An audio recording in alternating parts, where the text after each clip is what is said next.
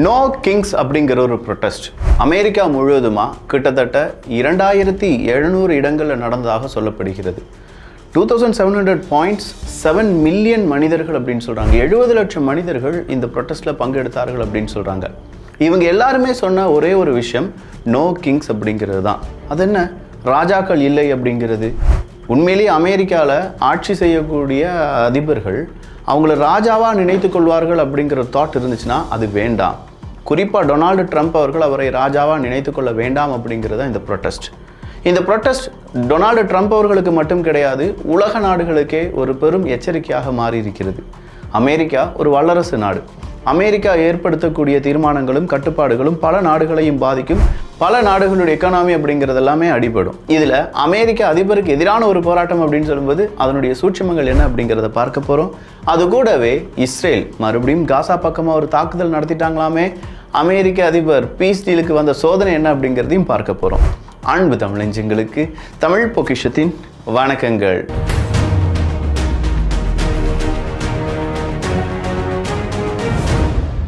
No Kings அப்படின்னா என்ன அப்படிங்கிறத தெளிவாக நம்ம பார்த்துட்டோம். இங்கே யாரும் ராஜாக்கள் இல்லை என்பது தான் அர்த்தம்.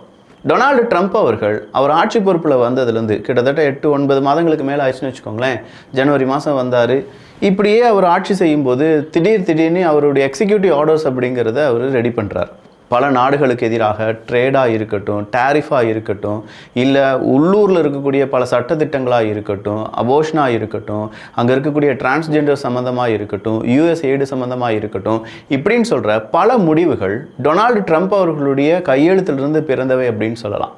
அப்படிப்பட்ட எக்ஸிக்யூட்டிவ் ஆர்டர்ஸ் அப்படிங்கிறத அடிக்கடி டொனால்டு ட்ரம்ப் அவர்கள் பயன்படுத்துவதும், அதை எதிர்த்து யாராவது கேள்வி கேட்டுட்டாங்கன்னா அது இமிக்ரேஷனாக இருக்கட்டும், இல்லை அங்கே இருக்கக்கூடிய ஜாப் வேகன்சியாக இருக்கட்டும், அங்கே இருக்கக்கூடிய இன்சூரன்ஸாக இருக்கட்டும், இப்போது அமெரிக்கா ஷட் டவுன் ப்ராசஸில் தான் இருக்காங்க. ஏன் அப்படி இருக்காங்க அப்படின்னு கேட்டால் அவங்களுடைய காங்கிரஸ் சபை டொனால்டு ட்ரம்ப் அவர்கள் கேட்கக்கூடிய அடுத்த வருடத்திற்கான அந்த பட்ஜெட்டுக்கு சம்மதம் தெரிவிக்க மாட்டுக்காங்க. 37-41 ட்ரில்லியன் அப்படி இப்படின்னு சொன்னாலுமே இன்னும் அதிகமான கடனை அமெரிக்கா வாங்க வேண்டியதாக இருக்கும் அப்படிங்கிற ஒரு பயமும் ஒட்டுமொத்த அமெரிக்கர்களுக்கும் இருக்கிறது. அது மட்டும் இல்லாமல் நான் அமெரிக்காவினுடைய செலவை கம்மி பண்ண போகிறேன் அப்படின்னு சொல்லி புதுசாக ஒரு அமைப்பெல்லாம் ஏற்படுத்தி அங்கே இருக்கக்கூடிய ஃபெட் அமைப்பு, அங்கே இருக்கக்கூடிய சென்ட்ரல் கவர்மெண்ட் எம்ப்ளாயிஸ் இவங்க எல்லாத்தையுமே வேலையை விட்டு தூக்கினார். கடைசியாக ஷட் டவுன் ப்ராசஸ் அறிமுகம் செய்த பிறகும் அங்கே இருக்கக்கூடிய அரசாங்க ஊழியர்கள் யார், அவங்க எந்த மாதிரியான வேலை செஞ்சுருக்காங்க, அவங்க இல்லைனா இந்த அரசாங்கத்துக்கு ஏதாவது பாதிப்பு இருக்கா அப்படிங்கிறதெல்லாம் ஸ்டடி பண்ணி அவங்க எல்லாருக்குமே மாஸ் ரெசிக்னேஷன் லெட்டர் அப்படிங்கிறதையும் பாஸ் பண்ணார் என்பதும் குறிப்பிடத்தக்கது. இது எல்லாமே அங்கே இருக்கக்கூடிய மக்களுக்கு ஒரு பெரும் கோபமாக மாறுது. சாதாரண கோபம் கிடையாது. இதுவரையிலும் அமெரிக்க அதிபர் இப்படி யாருமே செஞ்சது கிடையாது. ஸோ அமெரிக்க அதிபர் அவரை தன்னைத்தானே ஒரு அரசனாக நினைத்து கொள்கிறார் அப்படிங்கிறது தான் இப்போ வந்திருக்கக்கூடிய செய்தி. இந்த ப்ரொட்டஸ்ட் ஒரு இடத்துல 2 இடத்துல இல்லைங்க, 2700 பாயிண்ட்ஸ் அப்படின்னு சொல்கிறாங்க. ஒவ்வொரு இடங்களிலும் நிறைய மனிதர்கள், லட்சக்கணக்கான மனிதர்கள் ஒன்றிணைந்து ட்ரம்ப் அவர்களுக்கு எதிரான குரலாக இருக்கட்டும், அவங்களுடைய ஜனநாயகத்தை காப்பாற்றுவதற்கு அமெரிக்கா என்னென்ன பாடுபட்டாங்க அப்படிங்கிற ஒரு ஸ்லோகனாக இருக்கட்டும், அதற்கான கார்ட்ஸாக இருக்கட்டும், இது எல்லாத்தையுமே ஏந்தி சென்று தான் இந்த ப்ரொட்டஸ்ட் அப்படிங்கிறது நடந்திருக்கு.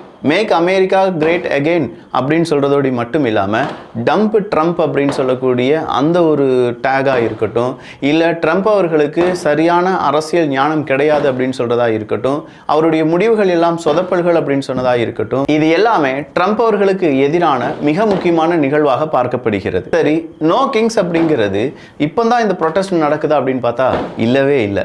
ஜூன் 14, 2025 அப்படிங்கிற டேட்டை நீங்க யாரும் மறந்துட வேண்டாம்.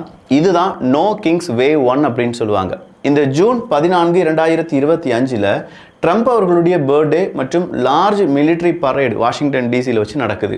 அந்த நேரம் அவங்களுடைய லார்ஜ் மிலிட்ரி பரேடு நடக்கும்போது டொனால்டு ட்ரம்ப் அவர்களுடைய பர்த்டேயும் அந்த நேரத்தில் கொண்டாடப்படுவதால் மக்கள் எல்லாரும் என்ன யோசிக்கிறாங்க, பொதுவாக ஒரு அரசனுடைய அந்த பிறந்த நாளை தான் இப்படி வெகு விமர்சனையாக கொண்டாடுவார்கள்.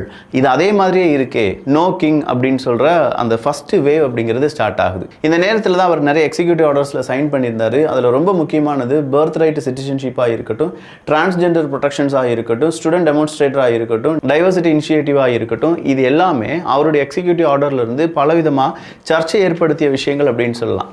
அப்போ இந்த இடத்துல தான் நோ கிங்ஸ் வேவ் 1 அப்படிங்கிறது ஆரம்பமாகுது. அடுத்ததாக ஜூலை 4 2025 ஃப்ரீ அமெரிக்கா வீக்கெண்ட் அப்படிங்கிற அந்த நேரத்தில் இண்டிபெண்டன்ஸ் டே ஈவெண்ட் அப்படிங்கிறது மறுபடியும் ட்ரம்ப் அவர்களுக்கு எதிராக மாறுகிறது. கடைசி அக்டோபர் 18, 2025 நோ கிங்ஸ் 2 இந்த ஒரு ப்ரொட்டஸ்ட் அப்படிங்கிறத ஆரம்பிக்கிறாங்க.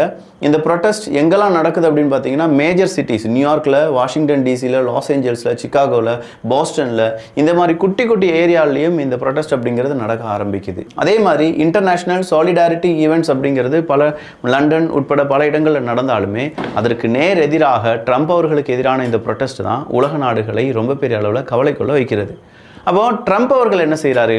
நோ கிங்ஸ் ட்ரம்ப் அவர்களுக்கு எதிராக ப்ரொட்டஸ்ட் அப்படின்னு சொல்லும்போது அவர் ஏஐ ஜென்ரேட்டட் வீடியோ, அவர் ஒரு ஃப்ளைட்டில் ஏறுற மாதிரி, டொனால்டு ட்ரம்ப் அவர்களுடைய தலையில் அந்த கிரீடம் இருக்கிற மாதிரியும், அவர் சாக்கடைய ஒரு ஃப்ளைட்டில் இருந்து அங்கே போராட்டத்தில் ஈடுபடக்கூடிய நபர்கள் மீது வீசி எறிவதாகவும் ஒரு சித்தரிக்கப்பட்ட ஆர்டிஃபிஷியல் இன்டெலிஜென்ஸ் வீடியோவை அவர் பகிர்கிறார்.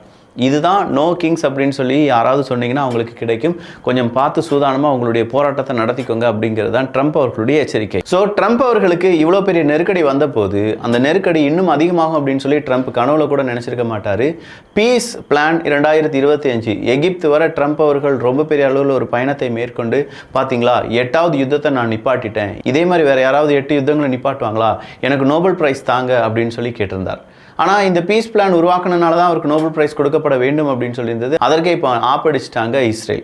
ஹமாஸ் இந்த பீஸ் டீல் அப்படிங்கிறத வயலேட் செய்ததாகவும் அதனால் வேறு வழியே இல்லாமல் இஸ்ரேல் ஹமாஸின் மீது தாக்குதல் நடத்தியதாகவும் தொடர்ச்சியான தாக்குதலில் இஸ்ரேல் இராணுவம் ஈடுபட போவதாகவும் செய்திகள் வெளியாகி இருக்கிறது.